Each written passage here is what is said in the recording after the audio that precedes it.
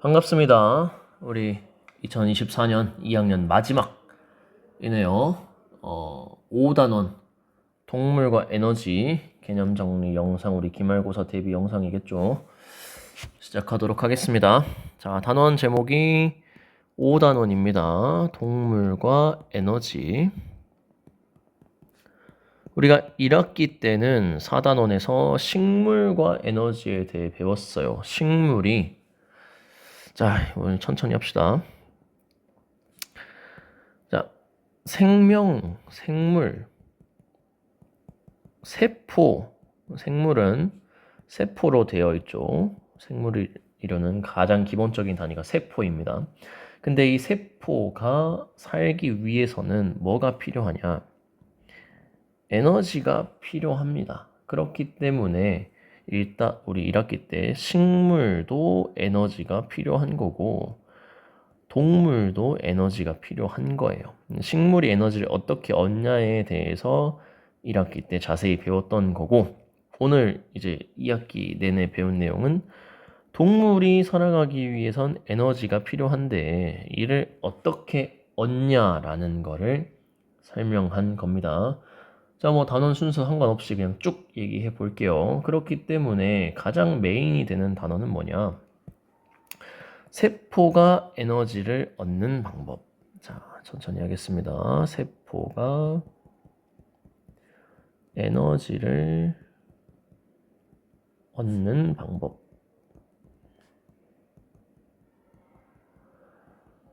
여기 이거를 이르는 말이 바로 세포 호흡입니다. 우리가 아는 호흡이라는 단어는 들숨을 마시고 날숨을 내쉬는 호흡이라는 단어가 있지만 여기서 말하는 세포 호흡은 위에 있는 내용을 그대로 기억하세요. 에너지를 얻는 과정, 방법이라고 생각하시면 됩니다. 이거를 결론적으로 정리하면 세포는 에너지를 어떻게 얻냐? 물질 안에 에너지가 담겨 있어요. 그거를 빼서 쓸 수가 있습니다. 여러분, 나무를 불에 태우면 어떻게 돼요? 뜨거운 불이 활활 타오르죠. 그 열 에너지는 어디서 발생한 거냐? 나무 안에 들어있던 에너지라는 거예요.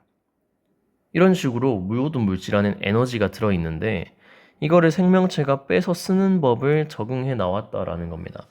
우리 몸 안에서 불을 태울 수는 없겠죠. 불을 태워버리면 온도가 너무 뜨겁고 살아갈 수가 없을 겁니다. 그렇기 때문에 에너지를 불처럼 급격하게 빼서 쓰는 게 아니라 천천히 빼서 쓰는 방법을 생명체가 알아낸 거예요. 그래서 이 에너지를 빼서 쓸 수 있는 물질들을 뭐라고 부르냐? 주영양소라고 부르기 시작한 겁니다. 주영양소는 뭘 가지고 있는 애들이다? 에너지를 그 안에 담고 있어서 생명체가 빼다 쓸 수 있는 형태로 에너지를 갖고 있는 애들이 주영양소입니다. 근데 영양소 안에 있는 에너지를 빼다 쓰는 방법이 여러 가지가 있는데 가장 생명체가 쉽게 사용할 수 있는 방법, 우리 생명체들이 주로 사용하고 있는 방법이 산소를 이용하는 방법이에요. 그 결과 어떤 걸 만들어내냐? 에너지를 만들게 됩니다. 에너지를 만들어요. 이 에너지는 다양한 곳에 쓰이겠죠. 교과서에 있는 거 빠르게 정리합시다. 자, 뇌 활동, 소리 내기, 근육의 움직임, 체온 유지, 그리고 생장까지 에너지를 다양하게 활용하는데 이 에너지를 만들어낼 수가 있다라는 거죠. 근데 선생님이 돼지 저금통 비유를 1학기 때 했었습니다. 영양소 저금통을 산소를 통해 깨트리면 그 조각조각이 남는다라는 거죠. 그거를 뭐라고 부른다? 노폐물이라고 부르게 됐다라는 겁니다. 자, 이거를 우리가 한 학기 동안 설명하고 배운 거예요. 이걸 지칭하는 이름이 세포 호흡이고요. 자, 그래서 영양소에 관한 얘기를 하기 위해 소화계가 등장했고요. 산소에 관한 걸 얘기하기 위해 호흡계가 등장했고 노폐물에 대해 얘기하기 위해 배설계가 등장했던 겁니다. 근데 마지막으로 얘네들을 나르고 합치고 다시 옮겨주는 역할을 하기 위해 순환계가 등장했던 거죠. 왜 우리가 기관계를 4개나 그것도 길게 자세하게 배웠냐? 세포 호흡 과정을 여러분들이 전반적으로 설명하기 위해 디테일한 것들을 하나하나 배워왔던 겁니다. 이 정도 여러분이 꼭 먼저 이해와 기억을 하시고요. 그렇기 때문에 이것들을 설명하기 위해 기관계를 하나씩 살펴보겠다라는 겁니다. 기관계 보도록 하죠. 첫 번째 소화계입니다. 소화계는 영양소와 관련된 내용이었죠. 그렇기 때문에 영양소를 먼저 배웠습니다. 3대 영양소, 에너지원으로 사용될 수 있는 애들은 탄수화물, 단백질, 지방. 이때 중요한 건 얘네를 이루고 있는 원소의 종류입니다. 탄수화물은 탄소와 수소와 산소로 되어 있고요. 단백질은 탄소와 수소와 산소와 질소로 되어 있고 지방은 탄소와 수소와 산소로 되어 있습니다. 탄수화물을 이루는 기본 단위는 포도당과 같은 단당류이고요.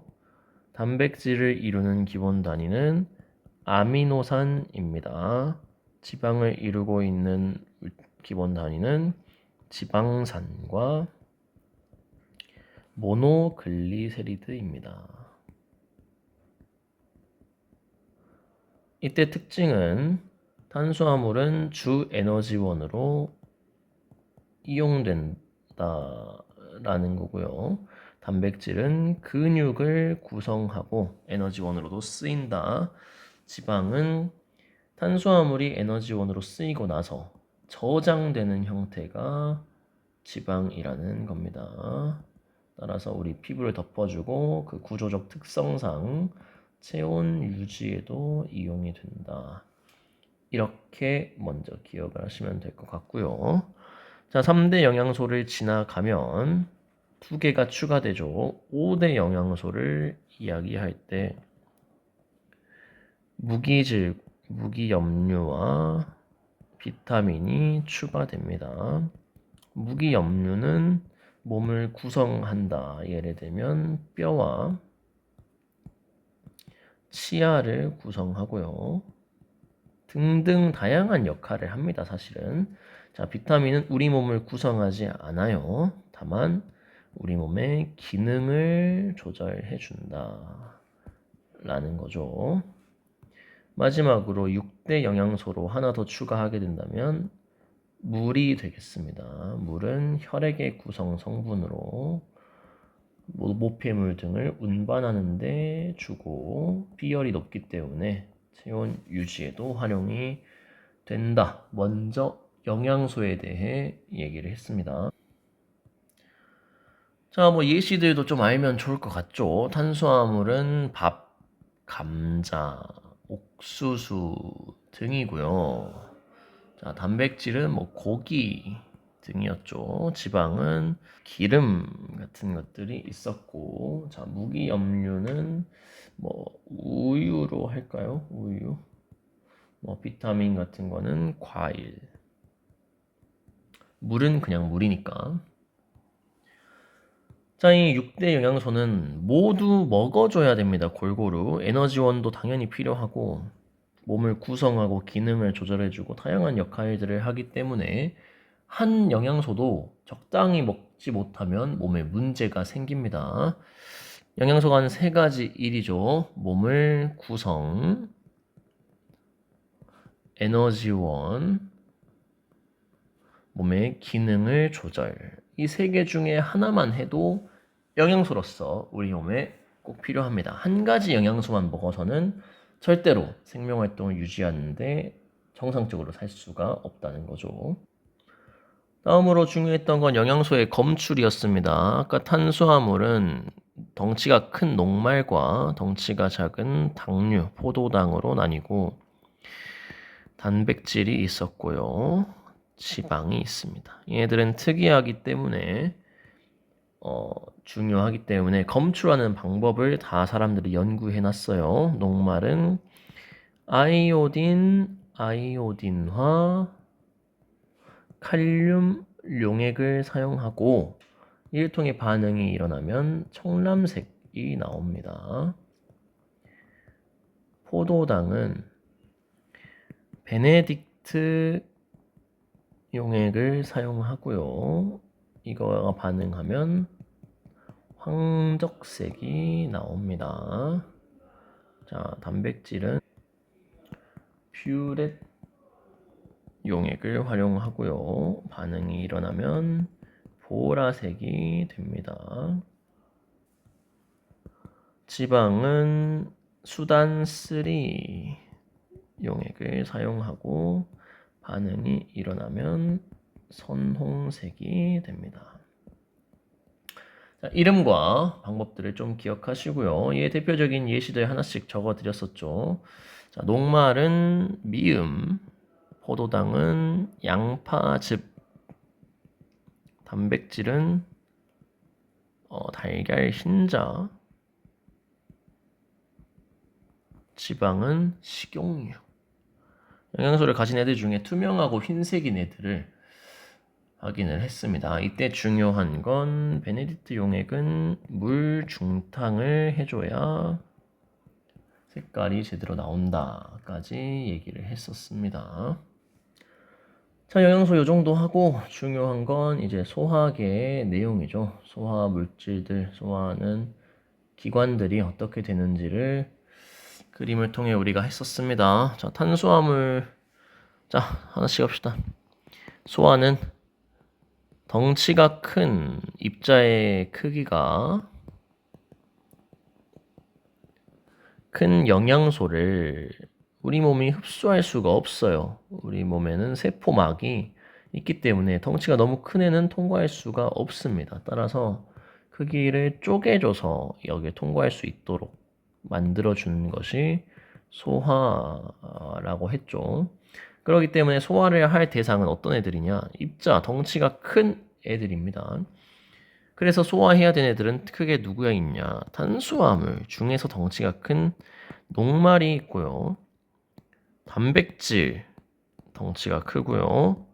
지방이 덩치가 큽니다. 세 가지가 있기 때문에 얘들을 다 쪼개줘야 한다는 거예요. 녹말은 포도당까지 쪼개줘야 되고요. 단백질은 아미노산까지 쪼개줘야 되고 지방은 지방산과 모노글리세리드까지 쪼개줘야 우리가 세포가 흡수할 수 있다는 거죠. 녹말은 중간에 엿당을 거쳐서 쪼개집니다. 단백질은 작은 단백질이라고 할게요. 지방도 작은 지방 이렇게 쓰겠습니다. 자, 우리 교과서에 또 그림으로 잘 나와 있으니 참고하시면 좋을 것 같고요. 자, 녹말이 엿당이 되는 과정. 입에서 침에서 아밀레이스가 분비된다. 추가적으로 소장에서 이자에게도 뭐가 들어있다? 아밀레이스가 들어있다. 자, 그리고 엿당에서 포도당으로 가는 건 소장에 있는 추가적인 분해 효소 이렇게 설명이 되어 있습니다. 자, 단백질은 작은 단백질로 쪼개지는 데가 어디냐? 위에서 처음 시작이 되죠. 위에 있는 위액에 어떤 소화 요소가 들어있냐? 펩신이 들어있다. 추가적으로 소장에서 이자액 안에 들어있는 트립신, 크게 두 가지 소화 요소를 통해 아미노산까지 쪼개진다. 자, 지방은 작은 지방으로 쪼개지는 건 소화가 아닙니다. 자, 쓸개즙에서 나왔지만 소장에서 영양소 이 지방과 만나서 지방을 유화해 줍니다. 작은 지방 덩어리로 쪼개주고요. 이건 소화가 아닙니다. 소화 효소가 안 들어있어요. 소장에서 이자액이 안에 들어있는 라이페이스를 통해 지방산과 모노글리세리드로 소화해 준다. 영양소가 쪼개지는 과정이 되겠습니다. 요 그림 뭐 학습지 교과서에 다 있으니까 참고해서 기억을 하시고요. 자, 소화 기관들 한 번만 쭉 보고 갑시다. 처음에 입에서 아밀레이스가 분비돼서 또 입은 이빨로 인한 씹는 작용과 침에 의한 소화 작용이 진행이 되겠죠. 그리고 위를 지나가고 소장을 지나갑니다. 이렇게 크게 세 가지 여러분 좀 기억하시면 될 것 같고요. 중간중간에 이제 여기 사이에 간이랑 이자랑 쓸개가 나오죠. 여기 대장까지 적어줍시다. 자, 뭐 특징들이라고 하면 입에서는 녹말의 소화가 시작되는 부분, 위는 단백질의 소화가 시작되는 부분, 소장은 지방의 소화가 시작되는 부분이고, 소장에서는 추가적으로 영양소의 흡수를 담당하고 있다. 대장도 사실 흡수인데 대장은 물이기 때문에 그렇게 중요하지 않고요. 소장에서 영양소의 흡수가 일어난다. 자, 뭐 간에서 이자액이 만들어지고요. 이자에 저장되었다가 소장으로 분비되죠. 자, 쓸개즉도 소장으로 쓸개에서 분비가 된다. 이 정도면 되지 않을까 싶습니다.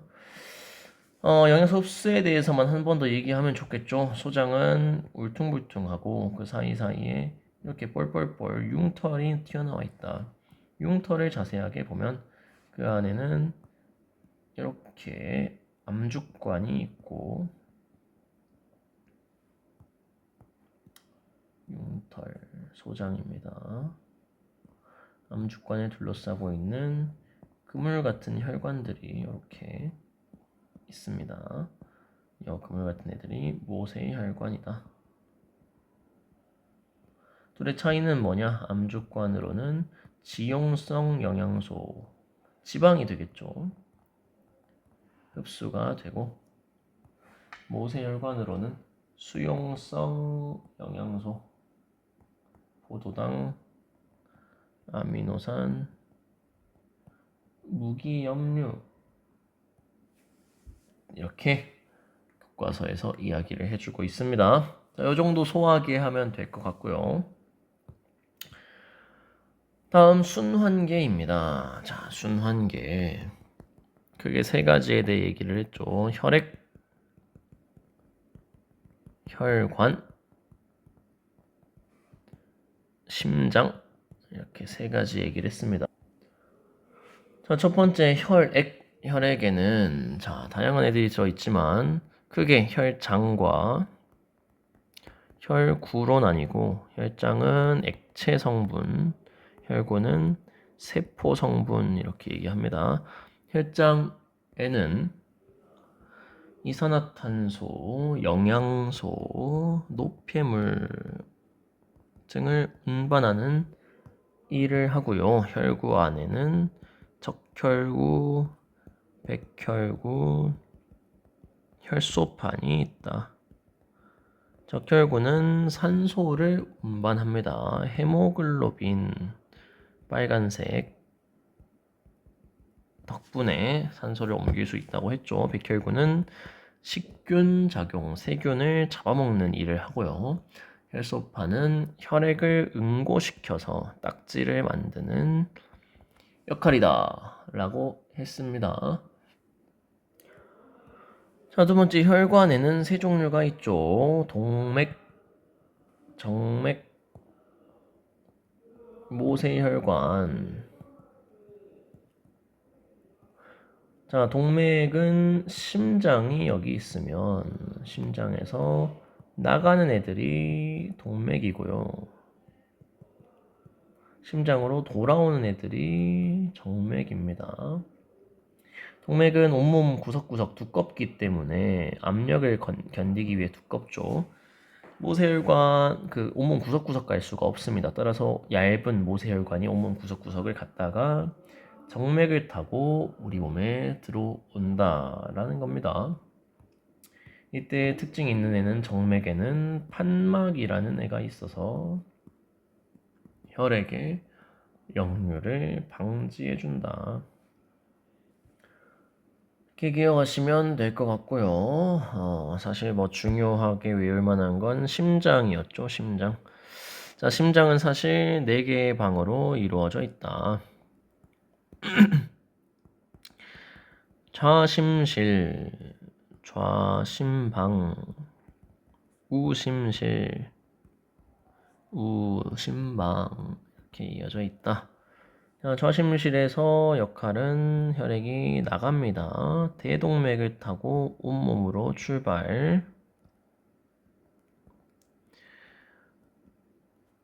그리고 정맥을 타고 자, 다시 온몸을 출발해서 이렇게 대정맥을 타고 우심방으로 도착한다.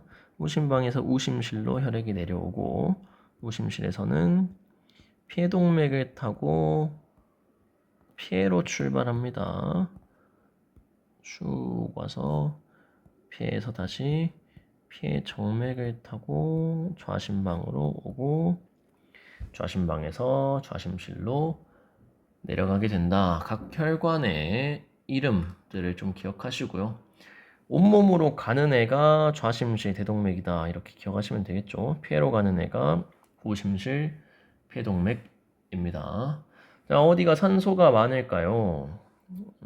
폐에 지나온 이렇게 파란색으로 표시된 폐정맥, 좌심방, 좌심실, 대동맥까지가 산소가 많겠고 온몸을 지나가면 이제 이산화탄소를 받아오기 때문에 대정맥, 우심방, 우심실, 폐동맥까지는 산소가 적고 이산화탄소가 많이 있을 겁니다.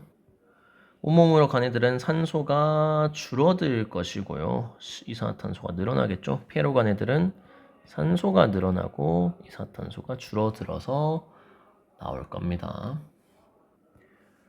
요 정도 하고 호흡계 가겠습니다. 자, 호흡계. 아까 말한 세포 호흡과 다른 그냥 들숨 날숨을 의미하는 거죠. 공기가 들어오는 순서를 봅시다. 자, 코와 입을 지나와서 기관을 지나고 기관지를 지나 폐까지 오는 게 순환계죠. 근데 폐는 뭘로 돼 있고 폐포로 돼 있습니다. 이렇게 울퉁불퉁한 폐포로 돼 있어요. 왜 울퉁불퉁하냐? 그 주변을 모세혈관이 지나가는데 모세혈관과 맞닿아 기체교환을 이룬다라는 것이죠. 자, 폐포에는 산소가 많이 있으니까 모세혈관으로 들어오고요. 혈액 속에는 이산화탄소가 많이 있으니까 폐포로 들어갑니다. 이때 원리는 농도가 높은 데서 낮은 데로 이동하는 확산이죠. 폐포 안에는 O2의 농도가 높고 모세혈관에는 CO2의 농도가 높기 때문에 서로 기체 교환이 일어난다. 이게 표면적이 넓을수록 잘 일어나니까 폐포와 같은 구조를 이루고 있다입니다. 그래서 여기는 사실 자유로운 그냥 만남의 광장 같은 느낌이고요. 중요한 건 여기로 공기가 들어오고 나오는 게 어떻게 일어나냐라는 거죠. 우리가 모형을 만들었었습니다. 자, 이런 에다가 아래에다가 막을 씌웠고요. 위는 꽉 막힌 상태로 관만 연결이 돼서 풍선을 이렇게 달았었습니다. 자, 얘는 이름 하나씩 짓고 가죠. 자, 여기가 코 입일 것이고 얘가 기관, 갈라진 데가 기관지, 얘가 폐, 얘가 아래쪽에 있는 게 횡격막이죠. 안에 있는 이 공간 자체를 흉강이라고 합니다. 중요한 건 횡격막이 내려오면 흉강의 부피가 커져서 흉강의 내부 압력, 폐와 내부 압력이 낮아지니까 외부에서 폐로 공기가 들어온다는 거죠. 요게 들숨입니다. 반면에 횡격막이 위로 올라가면 흉강 부피가 작아지고 압력이 높아지면서 내부가 압력이 세니까 피해에 있던 공기가 외부로 나가게 된다라는 겁니다. 피해 근육이 있어서 직접 움직이는 게 아니라 단지 횡격막의 움직임을 통해 올라가고 내려가고 한다라는 거죠. 이 정도면 호흡계 된 것 같습니다. 마지막 드디어 배설계까지 왔네요. 자, 배설계는 몸 안에서 생성된 뭐 때문이었어요? 세포 호흡결과 생성된 노폐물을 내보내는 걸 배설계라고 합니다. 따라서 똥은 우리 몸 안에서 생성되는 게 아니에요. 다루지 않습니다. 자, 노폐물의 종류부터 보고 가야겠죠. 우리가 탄단지가 있었는데 탄소, 수소, 산소기 때문에 탄소로 인해 CO2가 생기고 수소로 인해 물이 생깁니다. 지방도 마찬가지겠죠. 단백질도 탄소와 수소가 있어요. 그때 단백질을 통해 질소가 있기 때문에 암모니아가 생성이 됩니다. 암모니아는 독성이 강해서 간으로 가서 요소로 바뀐 다음에 오줌, 콩팥을 통해 오줌으로 나가죠. 자, 이산화탄소는 폐로 나가고요. 날숨이 되겠죠. 물은 폐로도 나가고 오줌으로도 나갑니다. 물도 이산화탄소 사실 우리 몸 안에서 하는 역할들이 다 있어요. 암모니아도. 근데 이 호흡결과 과량 생산되기 때문에 그 남는 것을 버리는 얘네들을 노폐물이라고 합니다. 물은 우리 몸에 좋은데 우리 왜 마시는데 왜 노폐물이에요? 라고 하지 말고 물도 노폐물에 해당한다고 여러분들이 좀 기억을 해주세요. 자, 이 중에 이제 가장 포인트가 될 만한 건 오줌이 만들어지는 과정이었죠. 요소가 오줌으로 어떻게 빠져나가는지를 자세히 우리가 좀 봤습니다. 이걸 위해 콩팥의 구조를 확인했었습니다. 자, 콩팥은 이렇게 생겨서 그죠? 들어오는 혈관과 나가는 혈관이 있습니다. 들어오는 게 콩팥 동맥이었고 나가는 게 콩팥 정맥이었습니다. 근데 얘에서 당연히 걸러내내도 빠져나가는 관이 필요하겠죠. 그래서 얘가 오줌관이 되고 아래쪽에 방광이 있고 요도를 통해 빠져나간다. 이때 콩팥에서 생성된 오줌들을 이렇게 깔때기 같이 모아서 오줌관을 통해 흘려보냅니다. 콩팥 깔때기라고 하고 콩팥 깔때기로 연결되어 있는 수많은 요 관들을 자세히 봤더니 이런 식으로 생겼다는 거죠. 자, 들어오는 혈관이 있고 이렇게 된 다음에 나가는 혈관이 있고 여기서 얘를 받아주는 애가 있고 이렇게 빠져나가는 길이 있고 라는 겁니다. 자, 요때 요 뭉쳐있는 애를 사구체라고 했었고요. 둘러싸고 있는 애를 보먼 주머니라고 했고 얘가 이어져 있는 관을 세뇨관이라고 했습니다. 요 세 개를 통해 요 단위 하나하나가 네프론이라고 했었죠. 뭐 굳이 이름까지 써주면 모세 혈관이 되겠지. 자, 이때 무슨 일이 일어나냐. 자, 여기로 들어올 때는 물도 있고 영양소, 포도당과 같은 영양소도 있고 버려야 하는 요소도 있고 혈구와 단백질 같이 원래 우리 몸에 필요한 애들도 있습니다.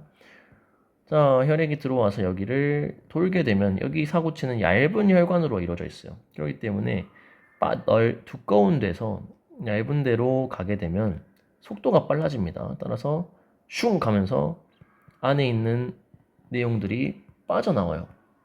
크기가 작은 물, 요소, 혈구가 빠져나오게 됩니다. 이 과정을 여과라고 하죠.